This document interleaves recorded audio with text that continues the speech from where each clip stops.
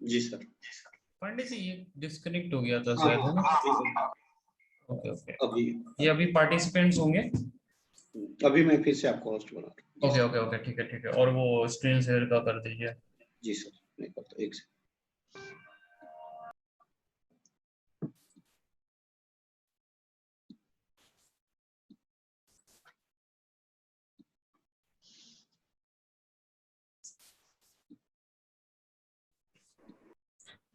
हो गया sir. Okay ठीक है। पार्टिसिपेंट्स आर देयर, है ना? ओके ठीक है। Okay, I think there was some technical problem और हम डिस्कनेक्ट हो गए थे। Will wait for some 10-30 seconds जब सारे पार्टिसिपेंट्स आ जाएं and then we will continue. Yes sir, should we continue?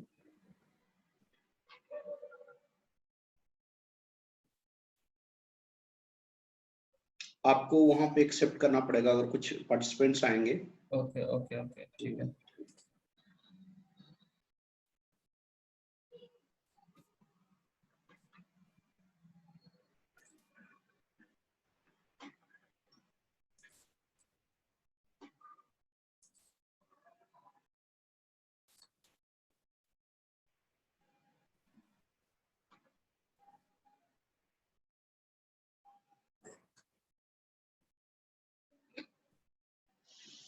Okay, I think 28 people are here, है ना? We will तो start now, I think. Okay, will start. जो छूट गए will try next time, will try to cover up the points, है ना? Okay, ठीक है। तो ये बच्चों, ये ह्यूमैनिटेरियन एड के पे था, है ना? I think you are understanding. कुछ ऊपर से तो ज्यादा नहीं जा रहा है ना? आई am not going beyond the scope, है ना? आपकी अंडरस्टैंडिंग से, है ना? Everyone is with me? Yes sir. है ना? Everyone is with me. Okay fine. Yes sir. Okay, you can see my window, है ना? मेरा स्लाइड्स दिख रहा है आपको? Yes sir. Yes sir. ठीक है, चलो चलो चलो, विल कंटिन्यू, है ना दोस्तों? ठीक है। तो बच्चों, ये था ह्यूमैनिटेरियन एड के बारे में छोटा सा इंट्रोडक्शन, है ना? बहुत सारी चीजें होती है अंदर में, that will not go inside, है ना? और वो आपके जानने के लिए जरूरी भी नहीं है।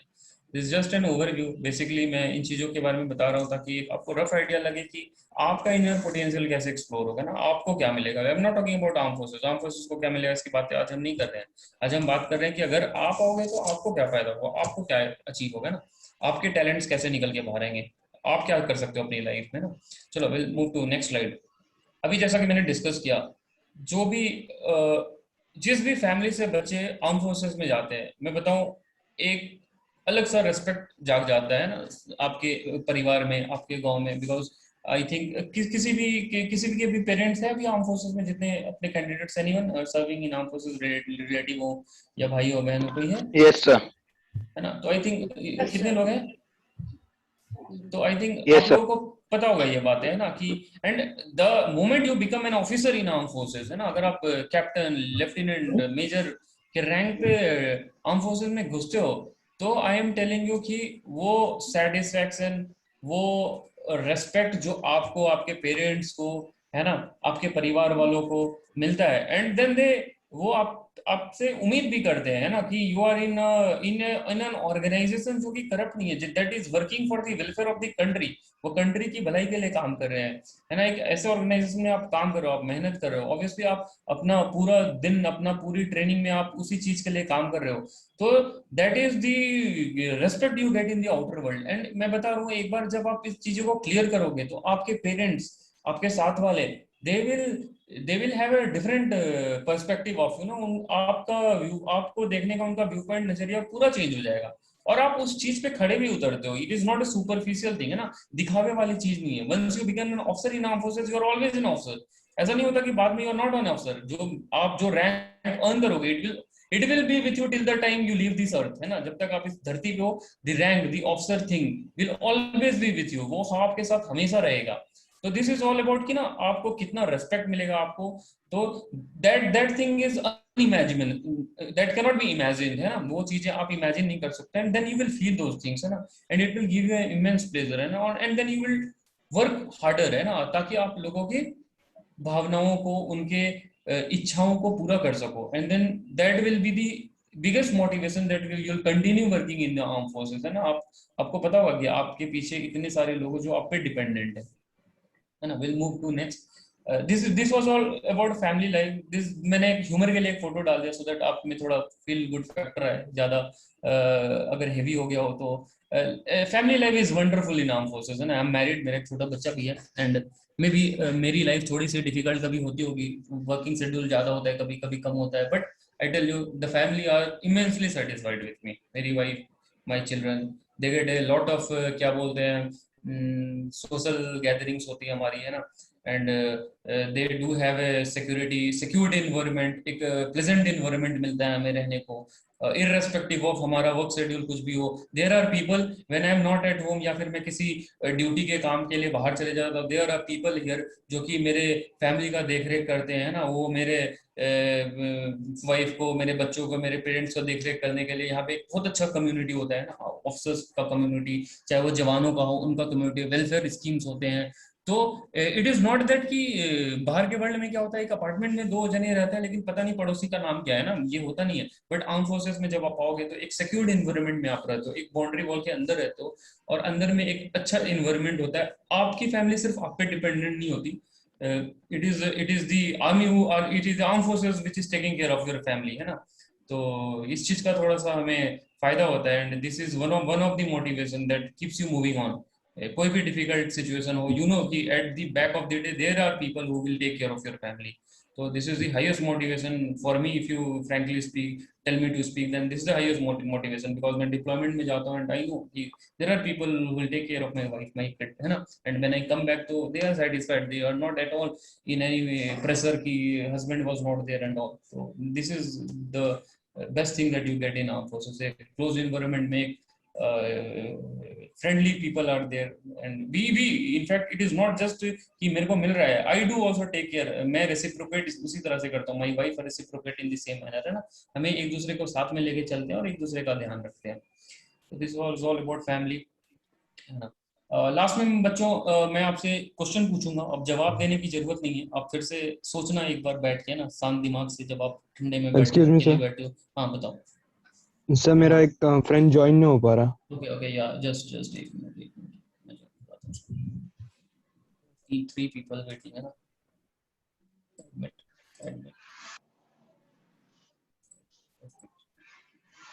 आई थिंक हो गए। Okay everyone is in no. तो लास्ट में मैंने ये स्लाइड डाला है, no corporate will train you like arm forces. ये आपके सोचने के लिए मैं डाला है, I will not speak much on this. बच्चों मैंने अभी ना 7-8 स्लाइड्स तैयार किए, ये बहुत कम टाइम में मैंने तैयार किया, मैंने आपके सोच के लिए तैयार किया था कि आपको बताऊं एक बार रफली कि क्या क्या चीजें हैं, किस किस फील्ड में मैंने आर्म फोर्सेस के बारे में आज बात नहीं किया है ना, वो that is a depth all thing, उसके आर्मी एयरफोर्स नेवी के बारे में मैंने बात नहीं किया आज, मैंने काम क्या करते हैं उनके बारे में बात नहीं किया आज। मैंने बेसिकली बात क्या किया है, मैंने ये बात किया है कि अगर आप डिफेंस में आते हो तो ये कुछ चीजें हैं जहां पे आप अपने अंदर के पोटेंशियल को बाहर निकालते हो, आप 100 से 150 लोगों को लीड करते हो, एंड आई डोंट थिंक कोई कॉर्पोरेट वर्ल्ड ये मौका आपको देगा, वो देते नहीं ये मौका। You just they train the people according to their requirement, वो अपने रिक्वायरमेंट के हिसाब से बच्चों को ट्रेन करते हैं, and you keep on working. I am not saying it is a bad world, है ना, everything is good till the time आप मोटिवेटेड हो, but what I want to bring out the point कि 2 से 3 साल की ट्रेनिंग के बाद, 2 से 3 साल के वर्क एक्सपीरियंस के बाद you will be leading people, जहां पे आपको पता है कि आपका पोटेंशियल क्या है, और आपको ना तो अपना, आपके साथ वालों के ना तो पोटेंशियल बल्कि उनके घर परिवार रिश्तेदार उनके सोच, you will be knowing everything about them, you will B living with them. तो बच्चों आई डोंट थिंक कि कोई कॉर्पोरेट वर्ल्ड आपको ऐसे ट्रेन करेगा to explore your potential, to explore your talent, you start earning early, है ना। This is all about finance, आपकी फैमिली लाइफ सिक्योर्ड होगी। अपार्ट फ्रॉम दैट आप कुछ ऐसे टास्क करोगे जब when you will complete those task, और फिर आप जब बैठ के सोचोगे अपने घर पे, and then you will realise कि मैं कहाँ से आया हूँ, मैं किस बैकग्राउंड से आया था, and I have done this task, जो कि मेरे को पता नहीं था कि मैं कर पाऊंगा कि नहीं कर पाऊंगा, and then you will be shocked कि यार मैंने ये कैसे कर दिया, है ना। कुछ ऐसे टास्क होते हैं, मेरे साथ भी होते हैं। You will achieve those tasks, and then at some point of time you will realise कि यार मेरे में तो ये डर था यार, मैंने ये कैसे अचीव कर दिया। हर किसी में कुछ ना कुछ डर होता है, and then you will realise it was the arm forces that have trained you. वो उन्होंने आपको ऐसी ट्रेनिंग दी, उन्होंने आपके कैलिबर को, आपके पोटेंशियल को ऐसे एक्सप्लोर करने का मौका दिया, जब आपने उस टास्क को अचीव किया जो कि आपको पता नहीं था कि आप कर पाओगे, या जिससे आप हमेशा डरते रहते थे। And then you will do, because as an officer when you join arm forces, you are an officer, you will be leading people, and you can not look back, and you can not stop at that point, है ना। जब बंदे आपके पीछे खड़े होंगे, तो मैं बता रहा हूँ उस ट्रेनिंग के बाद यू विल नॉट स्टॉप, चाहे वो किसी भी चीज का डर हो, you will face that fear and you will overcome that fear. This is the thing that I wanted to bring out. तो लास्ट में दोस्तों, आई कंप्लीट माय स्लाइड, है ना, with this quotation, है ना, 2 stars on my shoulders are better than millions in the sky. And now I'll ask you the first question, जो कि मैंने पूछा था, I do not want to join the armed forces. Now you can just reflect, आप घर पे जब अकेले बैठे हो, पेरेंट्स के साथ बैठे हो, तो आप इन चीजों को रिफ्लेक्ट कर सकते हो सकता है आपने मेरे कुछ पॉइंट्स भी लिखे हो, उसको पढ़ना, सोचना, एंड देन अपने अंदर से जवाब ढूंढने की कोशिश करना कि is there any doubt now that you want to join or you do not want to join. अगर आपके अंदर अभी भी डाउट है, then we'll subsequently one to one Q&A session करेंगे हम, we'll try to clear those things out. But given a क्या बोलते हैं, एक मौका दिया जाए आपको, given a chance, तो I'll tell you कि you should just definitely give it a try. देखो ये आपके हाथ में नहीं होता है ना, there are things that armed forces में हमें चाहिए होता है, वैसे कैंडिडेट्स चाहिए होते हैं, and we'll try to train you in that manner. And I hope कि I've discussed with your sir that this time if you people, आप 30 लोग मेरे साथ हो, if for at least 3 to 4 months all these 30 candidates are with me, I guarantee 30 of you will join armed forces. And then when you will come to my battalion, या फिर जब आप वहां पहुंचोगे, then you can just cross check and then tell कि यार हम 30 के 30 साथ में थे और देखो हम 30 के 30 भर्ती हो गए। This I guarantee you, but the only thing is कि आपको मेहनत तो आपको ही करना पड़ेगा। तो what I want to say कि give it a try in a positive manner, है ना। अगर आपके अंदर डाउट है and still if you feel कि यार नहीं होना है आना है नहीं आना, देन आई रिक्वेस्ट यू, आप सर से भी रिक्वेस्ट करूंगा कि then you don't continue with this webinars. But if you don't have any doubt, then we'll work together, we'll work hard, and I think that 30 of us will meet somewhere in some academy, है ना, and we'll have some good time there. So this was all about the some of the perspective. और किसी बच्चे को कोई doubt है क्या? है ना,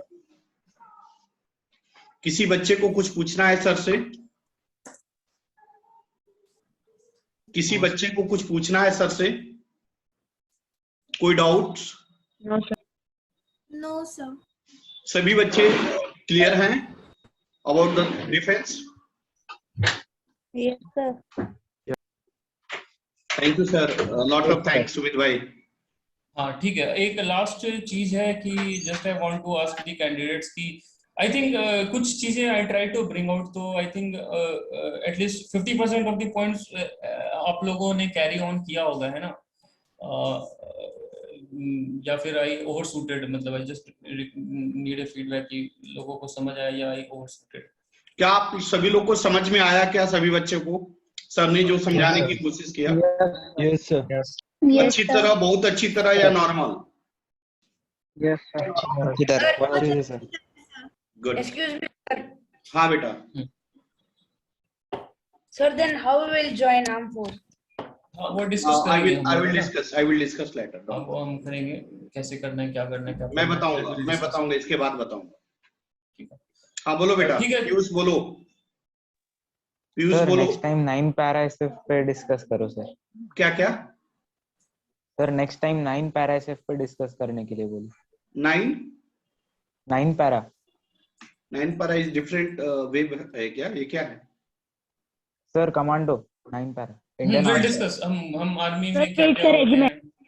हाँ सर, थोड़ा सा 9 पैरा के बारे में नेक्स्ट टाइम थोड़ा सा देख लीजिए। हाँ विल डिस्कस क्या होता है, कमांडो फोर्सेस क्या होता है, discuss those things. Anything else? Thank you sir. Anything else? Sir, हाँ sir, as per you, what are the qualities we should need to get in the forces? हाँ वो will discuss अभी what I said कि अभी will keep talking है ना, qualities क्या क्या चाहिए होंगे, कैसे हम तैयारी करेंगे, है ना, that will keep discussing SSB patterns क्या क्या सर चाहिए। मैं अगर आपकी आदेश हो सर, हम्म। नेक्स्ट वीक संडे को अगेन एक मीटिंग रखें क्या, अगर आपकी टाइम हो हाँ सके। विल डिस्कस है ना, मैं एक बार शेड्यूल देखेंगे देन विल डिस्कस कि क्या करना है कैसे करना है, we'll go through it. Thank you sir, lot of thanks.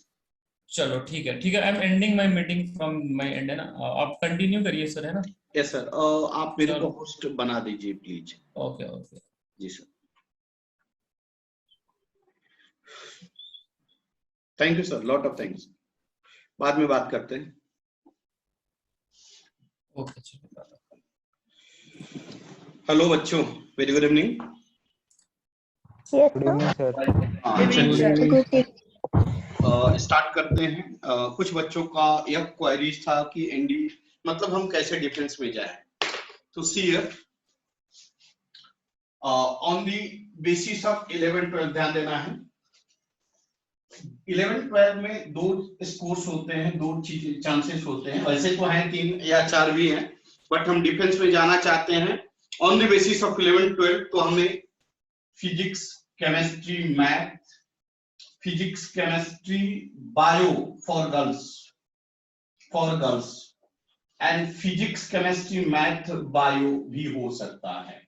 यही 3 ऑप्शंस हैं, physics, chemistry, math, physics, chemistry, bio, physics, chemistry, math, bio. Physics, chemistry, math में मेनी ऑप्शंस हैं और ओनली फॉर जेंट्स कैंडिडेट, ये ध्यान देना है, only for gents candidate, male candidate, ध्यान देना, ओनली फॉर मेल कैंडिडेट, यह एप्लीकेबल है only for male candidate. Physics, chemistry, bio only for female candidate, female candidate, and physics, chemistry, math, bio both दोनों हो सकते हैं, मतलब इसका और इसका कॉम्बिनेशन आप कर सकते हो। चलो मैं आगे बढ़ता हूं डिटेल्स के बारे में कि क्या है कैसे है। तो डिफेंस में जाने के लिए, डिफेंस में सर्विस के लिए 3 कोर हैं। फर्स्ट है एडमिनिस्ट्रेटिव, जिसको लिखना है लिख सकता है, administrative,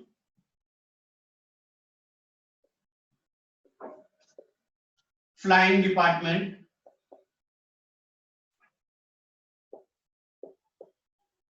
and administrative, flying department and technical, यह 3 पार्ट है, चाहे वो एयरफोर्स हो, नेवी, आर्मी हो। डिफेंस का मतलब एयरफोर्स, नेवी, आर्मी तीनों।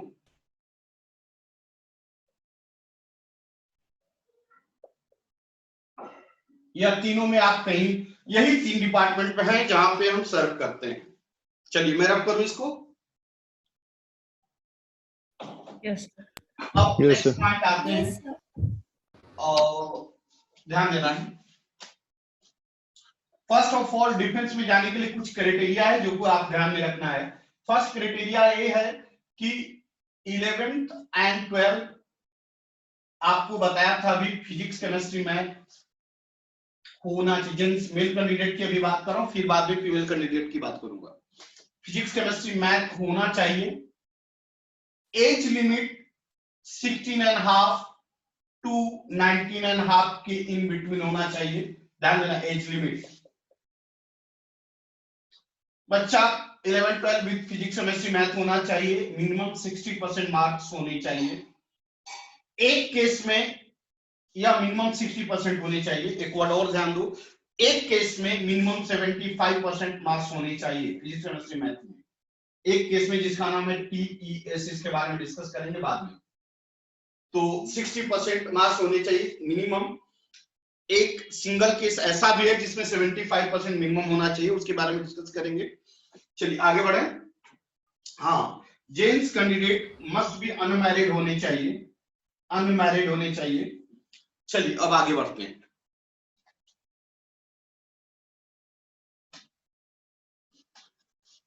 अगर हम बात करें एयरफोर्स, नेवी, आर्मी,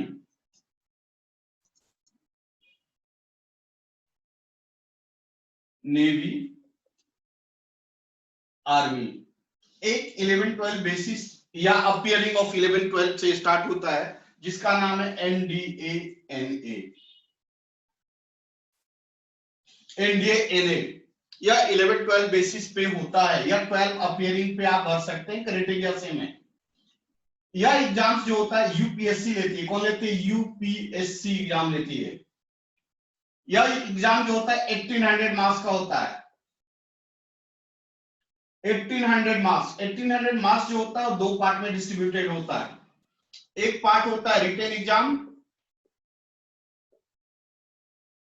और एक पार्ट होता है SSB, service selection board.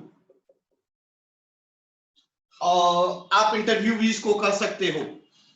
Written exam जो होता है 900 मार्क्स का होता है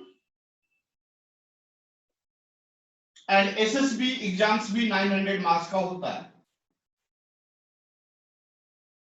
ठीक है, अब एक एक करके बात करेंगे। पहले रिटन के बारे में बात करते हैं, फिर एसएसबी के बारे में बात करेंगे। बढ़े आगे।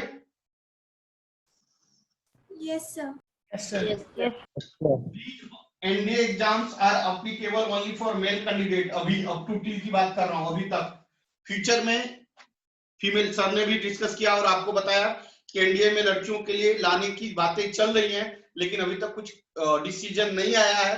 डिसीजन उम्मीद है कि 2020 में आ जाएगा, लेकिन अभी तक नहीं आया, इसलिए हम बात नहीं कर रहे हैं। चलिए एनडीए रिटन की बात करें तो रिटन एग्जाम्स जो होते हैं दो पार्ट में होते हैं 900 मार्क्स का। एक पार्ट होता है मैथमेटिक्स जो कि 300 मार्क्स का होता है और सेकंड होता है गैट, जेंडर एबिलिटी टेस्ट, जो कि 600 मार्क्स का होता है। यह गैट जो है डिफरेंट सब्जेक्ट्स के होते हैं। फर्स्ट होता है English, physics, chemistry, biology, history, geography and GK, जिसको इकोनॉमिक्स भी आप उसमें इसी में इकोनॉमिक्स भी आ जाएगा। इंग्लिश होता है 200 मार्क्स का, 100 मार्क्स का फिजिक्स, 60 मार्क्स का केमिस्ट्री, 40 मार्क्स का biology, 80 history, 80 geography and 40 marks GK. Total add करोगे 600 आएगा। क्या आप क्लियर हो सब? Yes sir. आप सभी लोग चले बढ़े आगे। आप यह एग्जाम्स जो होते हैं 2.5 आवर के होते हैं। सेम एग्जाम्स 2.5 आवर के होते हैं, सेम डे होते हैं। मैथमेटिक्स जो पेपर होता है वो टोटल 150 क्वेश्चन होते हैं। कितने होते हैं? 150 क्वेश्चन होते हैं और एवरी क्वेश्चन का मार्क्स होता है 2.5 मार्क्स अगर सही हुआ तो, और अगर रॉन्ग हुआ तो -0.85 मार्क्स डिडक्ट होते हैं अगर रॉन्ग हुआ तो। ध्यान देना, मैथमेटिक्स के बारे में डिस्कस किया कि मैथमेटिक्स पेपर जो होता है 2.5 आवर का होता है। एवरी क्वेश्चंस जो होते हैं सर 120 होते हैं। सॉरी, हाँ बोलो बेटा, क्या बोल रहे थे? सर वही 120। हाँ सॉरी, 120 क्वेश्चंस होते हैं। 120 क्वेश्चंस होते हैं। एवरी क्वेश्चन 2 मार्क्स के होते हैं और नेगेटिव मार्किंग 0.85 होता है। सॉरी मैंने 150 बोल दिया था, 120 क्वेश्चंस होते हैं। क्या बढ़े आगे? Yes, sir. अगर मैं गैट की बात करूं, ये भी एग्जाम्स कितने आवर्स के होते हैं? 2.5 आवर्स के होते हैं। टोटल क्वेश्चन 150 होते हैं। 150 क्वेश्चन होते हैं। एक क्वेश्चन 4 मार्क्स के होते हैं अगर सही हुए तो, और रॉन्ग हुए तो -1.33 मार्क्स डिडक्ट होते हैं। 33% डिडक्शन होता है। तो एक क्वेश्चन 4 मार्क्स का, टोटल 150 क्वेश्चन और नेगेटिव मार्किंग कितना है बेटा? 1.33 मार्क्स। अगर आप मैथमेटिक्स में क्वालिफाइड हुए देन गैट का पेपर चेक किया जाएगा। ध्यान देना, अगर आप मैथमेटिक्स में क्वालिफाइड हुए देन गैट का पेपर चेक किया जाएगा। मैं आगे बढ़ूं? Yes, sir. Yes, sir. Yes, sir.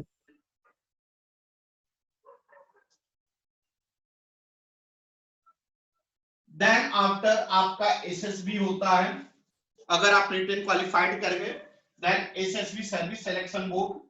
SSB जो होता है 5 डेज का होता है, या 5 डेज आप एयरफोर्स नेवी आर्मी जिसके लिए चॉइस किए हैं उसके अनुसार एसएसबी आपको भेजा जाता है। एसएसबी में 5 डेज में पीपीडीटी क्या कहलाता है, group discussion, ground work, total screening activities भी है। रहते हैं सर। हाँ क्या बेटा? स्क्रीनिंग। हाँ स्क्रीनिंग, टोटल एक्टिविटीज है, उसको बारे में बाद में डिस्कस करेंगे, क्योंकि उसके बारे में डिस्कस करेंगे तो हमारा टाइम खत्म होगा। उसके बारे में भी करेंगे, एक सेपरेट हम वेबिनार लेंगे जो कि सिर्फ एसएसबी पे होगा। तो यह टोटल क्या होगा, एसएसबी होगा 5 डेज का। अगर 5 डेज तक आप सिलेक्ट हो गए और अगर आप एयरफोर्स में हैं, एयरफोर्स का चांस दिया है तो आपको 6 डे होगा, और 1 डे होता है पायलट टेस्ट होता है। पायलट टेस्ट में अगर आप क्वालिफाइड हुए तो आप पायलट के लिए भी जा सकते हो। मैं आगे बढ़ रहा हूं। नेक्स्ट पॉइंट है, अगर आप एनडीए क्वालिफाइड हो जाते हैं देन मेडिकल होगा। मेडिकल क्वालिफाइड होते हैं देन आफ्टर मेरिट लिस्ट में नाम आएगा, और मेरिट लिस्ट में नाम आने के बाद ज्वाइनिंग लेटर आएगा। ज्वाइनिंग लेटर आने के बाद आप 3 इयर्स कहां, खड़गवासला में पढ़ोगे।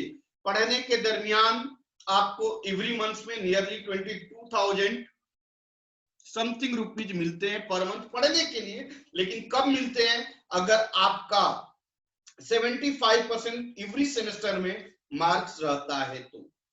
यह रहा 3 इयर्स पढ़ेंगे Khadakwasla, then after last year आप जाएंगे IMA देहरादून ट्रेनिंग के लिए। यह रहा एनडीए डिटेल्स। समझ में आया? सभी बच्चों को समझ में आया? Yes yes sir. सर।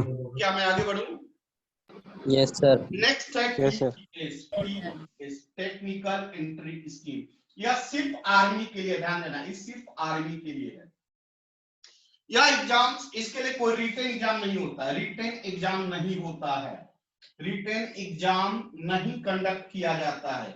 यह +2 के मार्क्स बेसिस पे सिलेक्शन होता है। किसके बेसिस पे? 11-12 के मार्क्स बेसिस पे सिलेक्शन होता है। मिनिमम क्राइटेरिया होता है 75% मार्क्स रहेगा तो आप फॉर्म को फिलअप कर सकते हैं। ध्यान देना है, 75% मार्क्स रहेगा तो आप फॉर्म को फिल कर सकते हैं। लेकिन मेरिट लिस्ट में आने के लिए हर साल का कट ऑफ अलग होता है।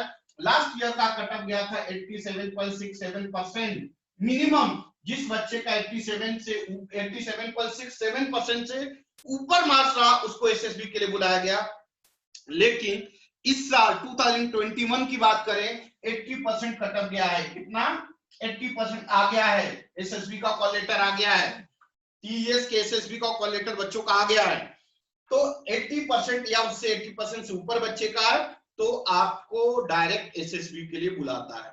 एसएसबी वही सेम पैटर्न जो हमने डिस्कस किया, इसलिए मैंने एसएसबी को छोड़ दिया है क्योंकि एसएसबी पूरा अच्छा डिस्कशन करना है।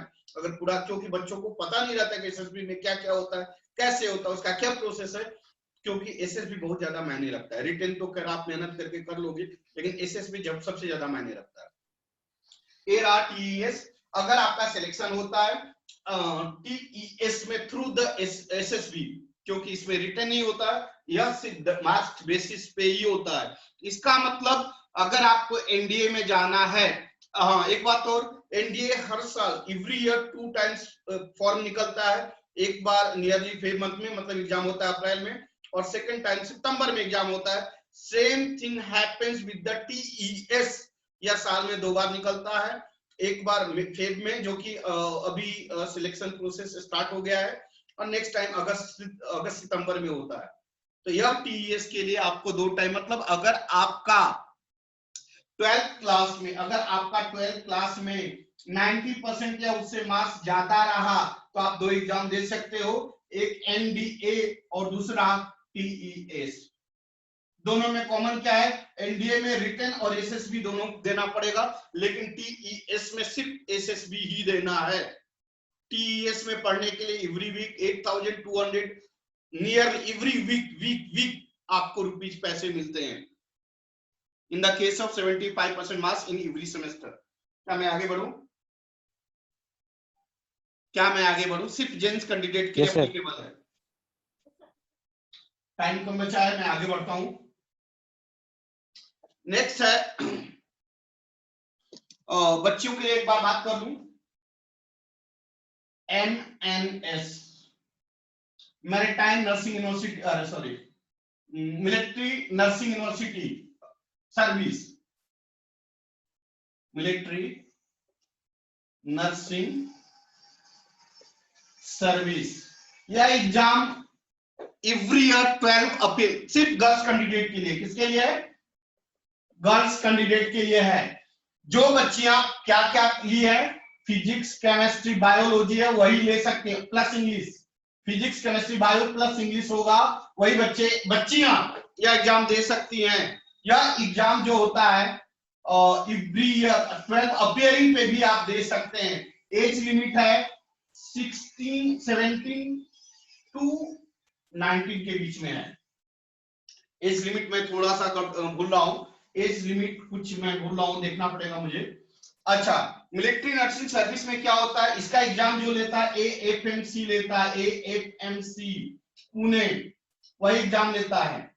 इसका हर ऑल ओवर इंडिया में अलग अलग ब्रांच में एडमिशन होता है। किसके लिए? नर्सिंग के लिए। किसके लिए एडमिशन होगा? नर्सिंग के लिए। इसका जो एग्जाम्स होता है वो डिटेल्स में बता दूं, 2 मिनट।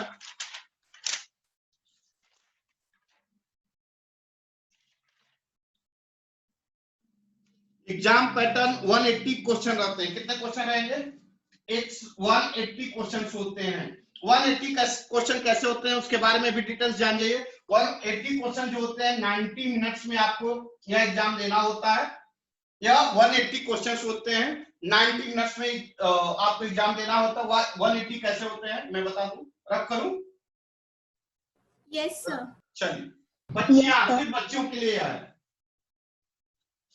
नेक्स्ट पॉइंट है, यह एग्जाम कैसे होगा? Physics 45 question, chemistry 45 question, biology botany zoology दोनों 45 question, and English plus GK 45 question. Total मिला के 180 क्वेश्चन होते हैं, 90 मिनट्स में होते हैं। एक बात और, no negative marking, no negative marking होता है, कोई नेगेटिव मार्किंग नहीं होता है,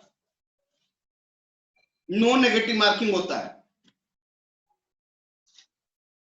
हो गया। इसके लिए आपको 12th क्लास में मिनिमम 50% मार्क्स होना जरूरी है, इंक्लूडिंग इंग्लिश। 12th क्लास में मिनिमम 50% मार्क्स होना जरूरी है, इंक्लूडिंग इंग्लिश।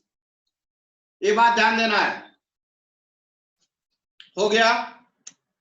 इसके लिए डिफरेंट प्लेसमेंट, डिफरेंट रिक्वायरमेंट है। जैसे कि CON FMC पुणे में 30 सीट है, CON CHCE कोलकाता में 20 सीट है, CON INHS ASUISI 30 सीट है, कॉन न्यू दिल्ली में 30 सीट है, लखनऊ में 30 सीट है, कौन बेंगलोर में 20। अलग अलग जगह पे सीट्स अवेलेबल हैं, यहाँ पे आप एडमिशन लेकर पढ़ेंगे थ्रू द डिफेंस। हो गया। सभी बच्चे क्लियर हुए? Yes sir. सिर्फ बच्चियों के लिए एप्लीकेबल है, MNS सिर्फ बच्चियों के लिए। मैं आगे बढ़ूं, और यह एक ऐसा एग्जाम है जिसमें आज के डेट में कोई कंपटीशन नहीं है, कोई भी कंपटीशन है। क्यों नहीं है कंपटीशन? आप देख रहे हैं, नो, एक वर्ड बोला, no negative marking. Negative marking आ जाता मतलब कंपटीशन बढ़ जाता है। बात समझे क्या? तो अभी के डेट में कोई कंपटीशन मतलब हार्ड नहीं है, आप आसानी से इस एग्जाम को क्वालिफाइड कर सकते हो। क्लियर हुए? नेक्स्ट है बीटेक नेवी एंट्री स्कीम।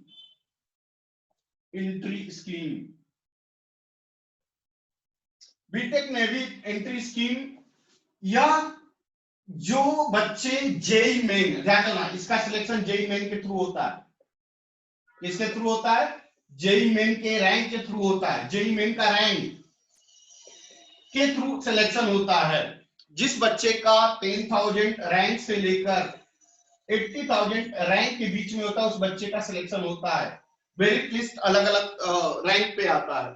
जिस बच्चे ने जेई मेन का एग्जाम दिया है और जिस बच्चे का रैंक इसके और इसके बीच में है, वह बच्चा फॉर्म, हर साल कटअप अलग अलग होता है भाई। तो जिस बच्चे का कटअप रैंक वो डालेगा कि इस रैंक से इस रैंक तक बच्चे बढ़ सकते हैं, आप अप्लाई करोगे, इंटरव्यू होगा, मेडिकल होगा। If you are selected then आप you can entry in BTech entry scheme, navy BTech entry scheme. Clear हुए? सर Clear ये हुए? सिर्फ बॉयज के लिए ना ये स्कीम? क्या बेटा? सर ये सिर्फ बॉयज के लिए ना, गर्ल्स के लिए नहीं है? सिर्फ बीटेक बॉयज में? के लिए, सिर्फ बॉयज के लिए बेटा। ओके। हाँ, आपके लिए सिर्फ IMNS, अरे NMS है, NMS है। हाँ, एक और है, नर्सिंग है इसमें, नेवी में मैरिटाइम यूनिवर्सिटी के थ्रू आप नर्सिंग कर सकते हो। उसके लिए है आपके लिए, आप कर सकते हो उसके थ्रू। मेरिट, उसके बारे में डिस्कस करना बाकी है, टाइम कम हो रहा है, उसके वो थोड़ा सा लंबा है, इसलिए शायद आज यह टॉपिक कंप्लीट नहीं हो पाएगा। तो मैं दो चीज बचा है, एक नेवी मतलब मैरिटाइम यूनिवर्सिटी के बारे में डिस्कस करना बाकी है, जो कि मैं लॉट में डिस्कस करूंगा, और SSB के बारे में डिस्कस करूंगा, जो कि नेक्स्ट सेशन में होगा। हाँ बोलिए बेटा, किसी बच्चे को कुछ डाउट है? पीयूष बेटा बोलो। सर, एक मिनट बोलिए। सर OTA भी हो सकते हैं, मतलब OTA में भी जा सकते हैं? OTA क्या आप ग्रेजुएशन के बाद बोल रहे हो? Yes sir. मैं ग्रेजुएट अप टू 11-12 की बात कर रहा हूँ, नॉट आफ्टर ग्रेजुएशन बात कर रहा हूँ। Okay We are talking about only on the basis of 11-12. Sir. Yes sir. बोलिए। सर बीटेक एंट्री के लिए जो आपने अभी बताया, उसमें मतलब रैंकिंग कितना चाहिए? ऑलमोस्ट मतलब देखो रैंकिंग डिपेंड परसेंटेज करेगा कि वो मेरिट लिस्ट कहां से कहां तक निकालना है, लेकिन रैंकिंग हमने बताया 10,000 से 80,000 के इन बिटवीन रहेगा, तो आपका मेरिट लिस्ट में नाम आने की संभावना है। और डायरेक्ट SSB उसके लिए? डायरेक्ट SSB नहीं, डायरेक्ट SSB नहीं होता, उसमें इंटरव्यू होगा और क्या कहलाता है कि मेडिकल होगा, और उसके बाद फिर सिलेक्शन होगा। Okay sir. हाँ, और कुछ कोई एग्जाम नहीं होता। सर हाँ बोलो बेटा। हम एनसीसी से भी एप्लीकेशन कर सकते हैं ना? After graduation, after Okay. Graduation. Anything else? Anything else? Indian maritime university, एक वर्ड और बच्चा है, एक टॉपिक जिसका को हम नेक्स्ट संडे को डिस्कस करेंगे। इंडियन मैरिटाइम यूनिवर्सिटी के बारे में नेक्स्ट संडे को डिस्कस करेंगे। Indian maritime and SSB details के बारे में हम नेक्स्ट संडे को डिस्कस करेंगे, सेम टाइमिंग में। Next Sunday next same timing में हम डिस्कस करेंगे इंडियन मैरिटाइम यूनिवर्सिटी और SSB डिटेल्स के बारे में डिस्कस करेंगे। और भी कुछ क्वेरीज होगा तो आप पूछ सकते हैं। कुछ और पूछना है? कोई डाउट है? कल से अपना 11th के बच्चे जो हैं, अपना रेगुलर टाइम टेबल आज शाम तक आ जाएगा, आज रात तक आप लोग को मिल जाएगा। नियरली 7 o'clock से लेक्चर से स्टार्ट होंगे कल से। जो नए बच्चे हैं, फ्री ऑफ कॉस्ट लेक्चर चल रहा है 11th के बच्चों के लिए। 11th के बच्चों के लिए 10 दिन 15 डेज का फ्री ऑफ कॉस्ट लेक्चर चल रहा है, बेसिक कंसेप्ट चल रहा है, आप ज्वाइन कर सकते हैं। जिनको ज्वाइन करना है मेरे व्हाट्सएप नंबर पे व्हाट्सएप करना है, नाम, स्कूल और क्लास, आपको ज्वाइन करा देंगे। बस आज की सेवा समाप्त करते हैं, तब तक के लिए नमस्कार। ठीक है? और कुछ पूछना है? सर बोलो। सर आप वो जो सीट्स